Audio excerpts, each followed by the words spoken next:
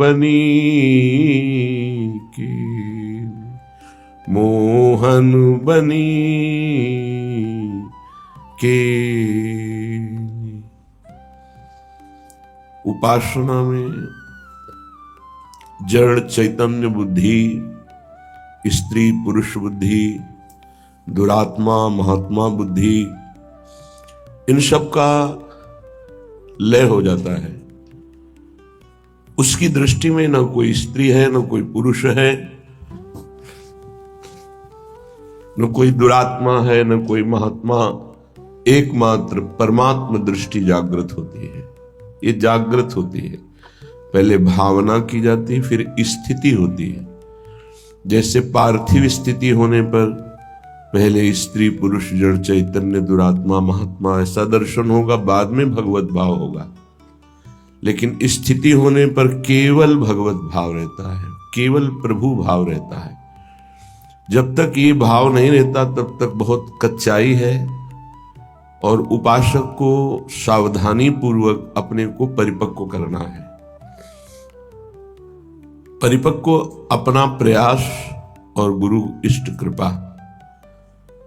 अपना केवल प्रयास ही है, कृपा का भरोसा नहीं तो परिपक्व अवस्था नहीं प्राप्त हो सकती।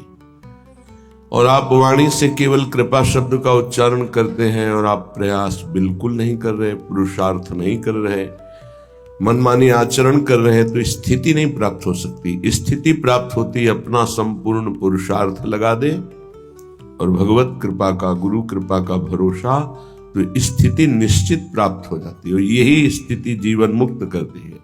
और जीवन मुक्त महापुरुष ही प्रियालाल के प्रेम का रसास्वादन करता है। जब तक देह भाव पुष्ट है तब तक प्रेम का प्रादुर्भाव नहीं होता। जैसे जैसे देह भाव गलित होता है वैसे वैसे प्रेम प्रतिक्षण वर्धमान होता रहता है, बढ़ता रहता है। प्रेम अगाध समुद्र है, इसलिए कभी इसमें पूर्णता नहीं होती कि अब पूर्ण प्रेम आ गया। कभी प्रेमी को ऐसा अनुभव नहीं होता कि मैं प्रेमी हूं या मेरे में प्रेम है या पूर्णता है, नहीं। हर समय एक विचित्र कोटि की चाह उत्पन्न होती है। यद्यपि जिनकी चाह है वो मिले हुए हैं, फिर भी वो इतनी प्यास है कि वो चाह बढ़ती ही रहती। चाह बढ़े दिन रैन, रात दिन चाह बढ़ती है। यद्यपि तन मन के बिछुरे नहीं, न शरीर से दूर है न मन से दूर है, पर चाह बढ़े दिन रैन। कबहु संजोग न मानहि, देखें भरी भरी नयन। हर समय नेत्र भर के रूप रस का पान करते हैं, पर ऐसा लगता है मानो कभी देखा ही नहीं। ऐसी प्रेम की महामहिम वृत्ति जब उपासक के हृदय में जागृत होती है, ये है मोक्ष सुख भी कड़ुआ कर देने वाला सुख। मानो देह में जो मृत्यु लोक का सुख है तो बड़ा घृणित सुख है। इससे उच्च कोटि का सुख देवलोक में है। देवलोक से भी तपलोक, महरलोक, जनलोक, फिर सबसे ज्यादा महान सुख ब्रह्मलोक में है। लेकिन ये जितने सुख है सब मायाकृत हैं। जो दास को सुख मिलता है वो ब्रह्मा जी को भी सुख ब्रह्म पद में नहीं मिला, भगवत दासत्व।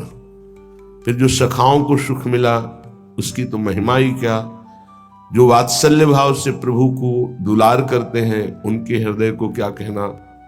जो कांता भाव से प्रभु से प्यार करते हैं उनको कौन उपमा दे किसी से, क्योंकि वो अद्वितीय हैं। जो कांत श्री कृष्ण को मानकर आठों पहर उनमें चित्त को श्रृंगार भाव से जोड़ते हैं। और ये तो महामाधुर्य रस वृंदावन नित्य विहार, यहां जब चित्त स्पर्श करता है तो मोक्ष कड़ुआ लगने लगता है। मोक्ष सुख भी थुत्कीकृत हो जाता है। जिसे कड़ुआ हम स्वीकार नहीं कर सकते, थूक देते हैं। ऐसा श्रीपाद प्रबोधानंद जी ने कई बार वर्णन किया। वो महाप्रभु हरिवंश चंद्र जो भी कहते हैं विभेम कैवल्यता, ये तो भयावह है मोक्ष पद, भय लगता है इससे। श्री रूप जी ने कहा कि ये तो पिशाचिनी है। जब तक ये भुक्ति मुक्ति पिशाचिनी लगी रहेगी तब तक प्रेम नहीं प्रकट होता है। भोगों को भोगने की इच्छा रूपी पिशाचिनी या मुक्त हो जाने की पिशाचिनी। ऐसा महापुरुषों ने जब प्रिया प्रीतम के प्रेम रंग रस का रसास्वादन किया तो मोक्ष मुक्ति पिशाचिनी लगने लगी, भयावह लगने लगी, कड़वी लगने लगी, थुतकी कृत्य हो गई। फिर और कौन सा सुख बचा? सर्वश्रेष्ठ महासुख आत्म सुख जीवन मुक्त महापुरुषों को प्राप्त होता है। लेकिन प्रेम सुख के आगे ये सब सुख फीके हो जाते हैं। इन्हीं बिलोकत अति अनुरागा, बरबस ब्रह्म सुख ही मन त्यागा। ब्रह्म सुख का भी त्याग करके मन प्रभु की रूप रसासों का, रूप का आनंद प्राप्त करने के लिए विकल हो गया। जनक जी महाराज का और ज्ञानियों की और ब्रह्मबोध संपन्न महापुरुषों की तो अलग वृत्ति रही है, तो बड़े बड़े ज्ञानियों की गुरु है। इसलिए श्रीपाद कह रहे कि तिक्ति भूता विमुक्तिर विषम निरय वदभात सर्वेन्द्रियार्था सर्वे भोगा भवन्ति प्रबल गरल वन्युद्भट ज्वाल कल्पाहा कीट प्रायाः समस्त प्रवर सुरगणा सिद्धयश्चेन्द्रजाल प्रायः संस्वाद्य वृंदावन रसिक रसम माद्यते मेद्य हृदयम। जब आपको प्रियालाल का थोड़ा भी प्रेम प्राप्त होगा तो तिक्ति भूता विमुक्तिर, ये जो जीवन मुक्ति अवस्था है, मोक्ष पदवी है, बोले तिक्ति भूता है, कड़वी लगने लगेगी। नहीं चाहिए मोक्ष सुख, पर ये बहुत ऊंची बात है। अभी तो मृत्यु लोक के भोग ही आपको परास्त कर देंगे। मोक्ष सुख तो जो ब्रह्मलोक तक के भोगों का त्यागी होता है उसको प्राप्त होता है। ये प्रेमी जन मोक्ष के आगे भी जो महारस है उसमें स्थित है। मर्त भोग तुम्हें आकर्षित करके भ्रष्ट कर देते हैं तो मोक्ष सुख तो बहुत दूरी की बात है। हमारी स्थिति नहीं है, पर हमारे गुरुजन जो आगे चल रहे हैं उनकी स्थिति है और उसी मार्ग में हम चल रहे हैं, तो हम स्थिति ना होते हुए भी उसी मार्ग का अनुसरण करेंगे जिसमें हमारे गुरुजन गए हैं, महापुरुष जन गए हैं। महाजनों गतेन सपंथा, जिसमें महापुरुष जन गए उस पंक्ति में हम खड़े हैं। स्थिति हमारी नहीं है, पर हमको वही आचरण करने हैं, वैसा ही भाव रखना है जैसा हमारे आगे विराजमान गुरुजन जो पंक्ति में हैं, जो प्रियालाल को दुलार करने वाले हैं, जो प्रियालाल के समीप पहुंच चुके हैं, जिनके आसपास आठों पहर महासुख घेरे रहता है, तो हम उसी मार्ग से चल रहे हैं। इसलिए जिससे कोई कहे कि हमारी स्थिति तो नहीं, पर हम उसी पंक्ति में तो खड़े हैं ना, तो हमको वैसा ही व्यवहार करना है। इतना बड़ा त्याग किसी और की सामर्थ्य नहीं, सिर्फ प्रेम की सामर्थ्य है जो मोक्ष सुख का भी त्यागी बना दे, और ऐसा त्यागी कि पुनः उसकी इच्छा ही कभी न हो। तिक्ति भूत्वा विमुक्तिर, मोक्ष पदवी कड़वी लगने लगती है। श्रीपाद कह रहे हैं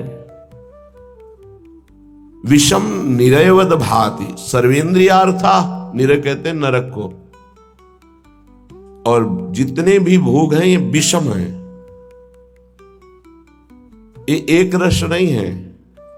आज कामना जितनी बड़ी हुई तो भोगो, तुम्हें अच्छा लगेगा, फिर भोगो, फिर भोगो, तो मन कहने लगेगा इस शरीर में नहीं, उस शरीर में देखो, इस भोग में नहीं, उस भोग में, इस वस्तु में नहीं, उस वस्तु में। इसका मतलब हमको केवल भुलावे में डाला जा रहा है, सुख नहीं है।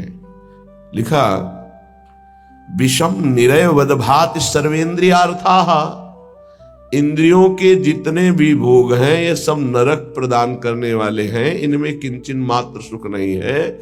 श्री कृष्ण चंद्र जी ने गीता जी में कहा दुख योनयः, अर्थात केवल ये दुख प्रकट करते हैं। पक्की बात है, सच्ची बात है। अज्ञान के कारण आपको ऐसा लगता है कि इंद्रियों के भोग भोग कर मैं सुखी हो रहा हूं, लेकिन सत्य विषय यह है कि जब उनको भोगो तो अंदर से आता है कि जो मैं चिंतन में सुख प्राप्त कर रहा था वो तो है ही नहीं। बड़े बड़े भोगियों को घृणा होने लगती है, पर वो घृणा दूसरी तरह की होती है, वैराग्य नहीं होता। उस शरीर से नहीं, दूसरे शरीर में, उस शरीर से नहीं, तीसरे शरीर में, ऐसे वो भटकता है। और जो विवेकी होता है वो संपूर्ण भोगों से नरकवत अपना पिंड छुड़ा लेता है। इन भोगों के भोगने में तुम्हारा चिंतन प्रधान है और कुछ नहीं। ध्यायतो विषयान पुंसास संगस तेषुपजायते। यदि तुम विषय चिंतन न करो तो किसी विषय में सुख नहीं है। तुम्हारा जब एकांत में चिंतन बनता है तब वो तुम्हें चिंतन के कारण सुखानुभूति होती है, ना कि उस विषय में सुख है। जैसे एक कुत्ता सूखी हड्डी लेकर एकांत में भागता है कि मेरे सुख को कोई छीन न ले, और जब चबाता है तो उसी की गलफरों से रक्त स्राव होकर हड्डी में दिखाई देता है। उसको लगता है इसमें रस है, इसमें पावर है, कुछ नहीं। ऐसे ही अज्ञानी पुरुष के द्वारा समस्त भोगों के भोगने का जो चिंतन है, वही चिंतन उससे सुखानुभूति कराता है, न कि भोगों में। नहीं तो भगवान की आज्ञा मानो, अनन्यस चिंतयन्तो माम, केवल भगवत चिंतन हो, फिर हमको परिणाम बताओ कौन सा भोग तुम्हें सुख प्रदान करता है। घृणा हो जाएगी। ये भगवत प्राप्त महात्मा कह रहे हैं, इनके वचनों को मानना चाहिए, अनुभव में नहीं उतरना चाहिए। ऐसा दलदल है भोगों का कि आज तक कोई अनुभव करके नहीं निकला है। जब निकला है तो रो के असंतुष्ट होकर के ही छोड़ा है।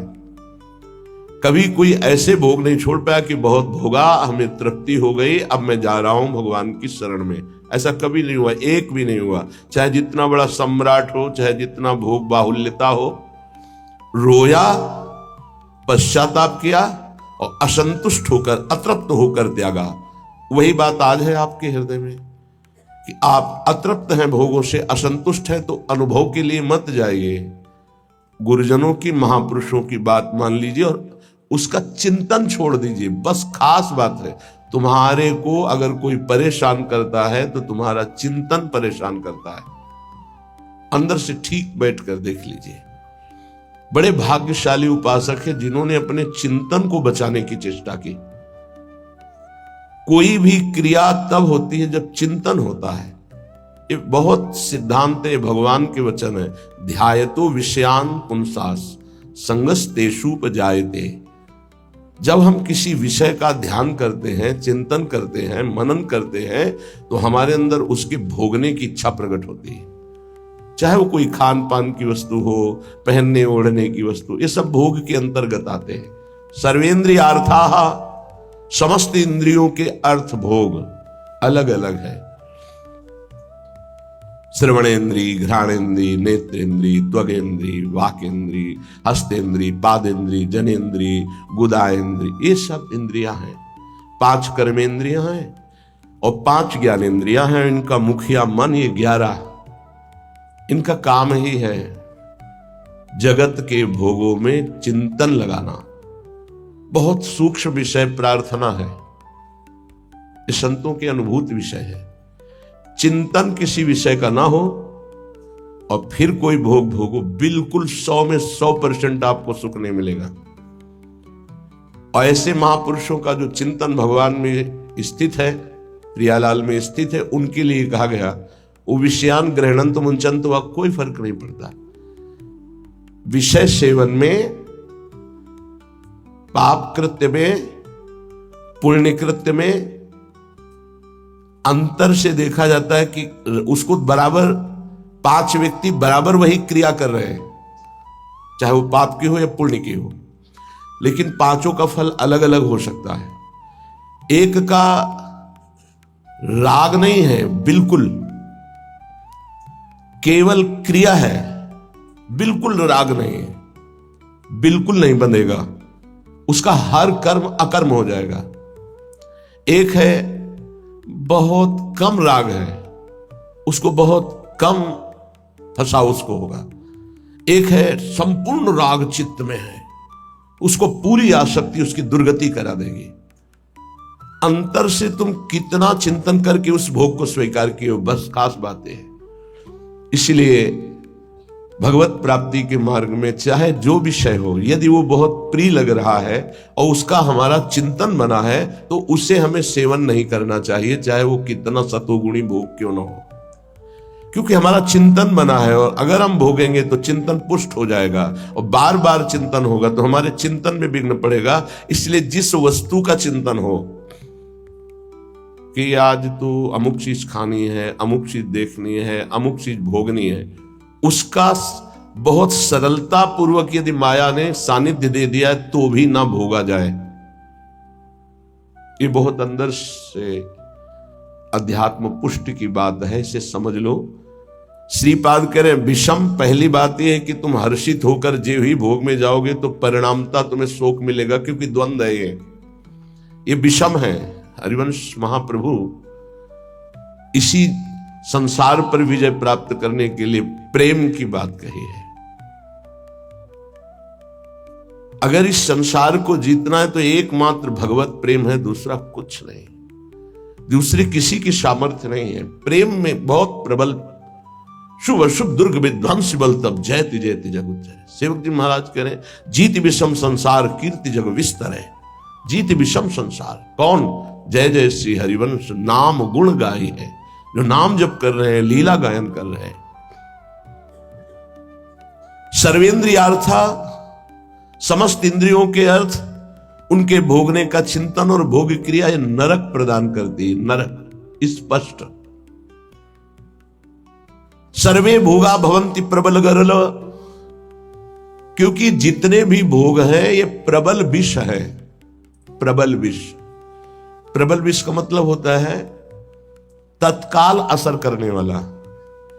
एक मीठा विष होता है, महीनों में असर करता है, लेकिन भोग तत्काल पागल बना देने वाला है। चिंतन हुआ, सानिध्य भोग का हुआ, पागल बन गया, क्या करना चाहिए क्या नहीं करना चाहिए सब भूल गया। देखो कितना असर चढ़ा उसका, कि उसका चिंतन, उसकी क्रिया सब भागवतिक मिट गई और उस समय वो कामांध हो गया, उस समय वो वासना में हो गया, सारा चिंतन खत्म, सारी की सारी वृत्ति। ये जहर है, इसे कह रहे सर्वे भोगा भवंति प्रबल गरल। ये प्रबल विष है जो तत्काल चढ़ता है, देखने से चढ़ता है, छूने से चढ़ता है, चिंतन से चढ़ता है, फिर भोगने से क्या होता होगा। ये ऐसा प्रबल गरल है, विष है कि एक विष तो खाने से ही केवल एक शरीर में चढ़ेगा, एक जन्म नष्ट करेगा। लेकिन ये भोग कह रहे सर्वे भोगा भवंती प्रबल गरला, ये इतना बड़ा विष है कि देखने से चढ़ जाता है, सुनने से चढ़ जाता है, चिंतन से चढ़ जाता है, फिर भोगने से क्या दुर्गति होगी। इसलिए का निरवय वदभाति सर्वेंद्रियार्था, जो इंद्रियों के भोगों का चिंतन करके उनको भोग कर सुखानुभूति करते उनको नरक की प्राप्ति होती। भगवान ने भी कहा त्रिविधम नरकश्चेदम द्वारं नाशं मात्मनः कामः क्रोधा तथा लोभा तस्मादेव प्रेम त्यजेत। ये तीनों नरक के द्वार हैं, काम क्रोध लोभ, ये निश्चित नरक प्रदान करते हैं। वन्युद्भट ज्वाल कल्पाहा, और ये भोग क्या करते हैं, हृदय को जलाते हैं, अग्नि जैसे जला करके त्वगेंद्री को, शरीर को कष्ट देती है। लेकिन ये कारण शरीर तक प्रभाव डालते हैं भोग, स्वभाव, अंतःकरण, इंद्रियां और स्थूल शरीर भी। इस तीनों शरीरों पर विष का प्रभाव पड़े, ऐसा विष की रचना आज तक नहीं हुई प्रकृति में। प्राकृतिक विष केवल स्थूल शरीर पर प्रभाव डालता है, इस पर। लेकिन ये सर्वे भोगा भवंति प्रबल गरला, ये स्थूल शरीर पर भी प्रभाव डालते हैं, सूक्ष्म शरीर को बसीभूत कर लेते हैं और स्वभाव को बिगाड़ देते हैं। देहाभिमानी पुरुष जब इंद्रियों के द्वारा विषयों का चिंतन करके भोग करता है तो उसके तीनों शरीर बर्बाद हो जाते हैं, तीनों शरीर उसके गंदे हो जाते हैं। ये इसीलिए जो विज्ञजन है वो कह रहे हैं कि इससे बड़ा कोई जहर ही नहीं है। सर्वे भोगा भवंति प्रबल गरला वन्युद्भट ज्वाल कल्पाहा, हृदय जलाता है, भोगने पर भी जलन, भोगने के बाद भी पश्चाताप की जलन, पश्चाताप की जलन। और वो पश्चाताप टिकाऊ नहीं होता है, 1 घंटे 2 घंटे जलन हुई, तीसरे घंटे फिर उसी भोग की चिंतन वृत्ति, फिर वही भोग की क्रिया, बड़ी दुर्गति है। संसारिक जीव की बड़ी दुर्गति। ऊपर से चिकना चुपड़ा शांत नजर आ रहा है, अंदर देखो इसमें लिखा है वन्युद्भट ज्वाल कल्पाहा कामाग्नि क्रोधाग्नि लोभाग्नि, उससे जल रहा है वो। कीट प्रायाः समस्त प्रवर सुरगणाः सिद्ध्यश्चेन्द्र जाल। कह रहे कि बड़े महापुरुष हैं, इसलिए कह रहे हैं कि इन कीड़ों में और देवताओं में कोई फर्क नहीं है। क्यों? प्रारब्धानुसार कीड़ा भी अपने भोग को भोग रहा है, देवता भी भोग को भोग रहे हैं। देवता कोई नवीन कर्म करके भजन थोड़ी कर रहे हैं, अपने पूर्व पुण्यों को भोग रहे हैं। तो कीट प्रायः समस्त प्रवर सुरगणाः, इस प्रवर माने होता श्रेष्ठ। श्रेष्ठ जो देवता लोग हैं हमारी दृष्टि में कीड़े से ज्यादा नहीं है। क्यों? क्योंकि जैसे कीड़ा अपना प्रारब्ध भोग रहा है, ऐसे देवता अपने प्रारब्ध भोग रहे हैं। शुभ कुछ नहीं है उनके पास, नवीन कर्म नहीं, जितना रुपया जमा उसका भोग कर रहे हैं। जैसे बढ़िया होटल है, हर व्यवस्था है, आपका पेमेंट है तो आप भोगिए, हर भोग। जिस दिन पेमेंट खत्म हुआ धक्का मार के बाहर कर दिए जाओगे। ऐसे ही स्वर्ग से धक्का मार के गिरा दिया जाता है। उसके गले में एक माला पड़ी होती है, वो माला नित्य नवीन सुगंधित रहती है जब तक उसको स्वर्ग में रहना है। और जहां माला कुम्हलाई तो पता चला कि पुण्य नष्ट हो गया। अब उसको भारी वियोग, उसका विमान छिन जाएगा, उसका महल छिन जाएगा, उसको अप्सरा जो मिली थी वो सब भोग सामग्री एक क्षण में हटा के, देव शरीर से हटा के भ्रष्ट कर दिया गया। फिर मृत्यु लोक में क्या बनेगा कि कीड़ा पतिंगा क्या बनेगा वो भगवान जाने। इसीलिए कह रहे मेरी दृष्टि में कीड़े से और देवता से समानता जब करते हैं तो बराबर नजर आता है। वो अपने प्रारब्ध का भोग भोग रहा है, अपने प्रारब्ध का। तो बोले मनुष्य का उदाहरण क्यों? मनुष्य श्रेष्ठ है देवताओं से। क्यों? क्योंकि वो राधा राधा कृष्ण कृष्ण जप करके वो भगवत प्राप्ति कर सकता है, देवता नहीं कर सकते। कीट प्रायाः समस्त प्रवर सुरगणाः सिद्ध्यश्चेन्द्र जाल। अब कह रहे ये जो अष्ट सिद्धियां और भी 28 सिद्धियां और भी अन्य छोटी सिद्धियां, बोले ये इंद्रजाल है, कोई भगवदानंद नहीं है। इंद्रजाल माने होता है जो है नहीं पर दिखाया जा रहा है, माया का, जादू का एक नया तमाशा। सिद्धियां क्या है? माया का एक नया तमाशा। अगर उनको और क्या तमाशा, यही है अभी यहां है और इसी समय कहीं और है। जब दोनों अरे बड़े तो सिद्ध पुरुष है, अभी तो यहां हमारे सामने, तो बोले ठीक इसी समय हमारे पास भी थे, बोले बड़े सिद्ध पुरुष हैं। ये क्या है? कोई खास बात थोड़ी है। अष्ट सिद्धियां, सिद्ध्यश्चेन्द्र जाल, ये इंद्रजाल माया जादू का तमाशा है। यह है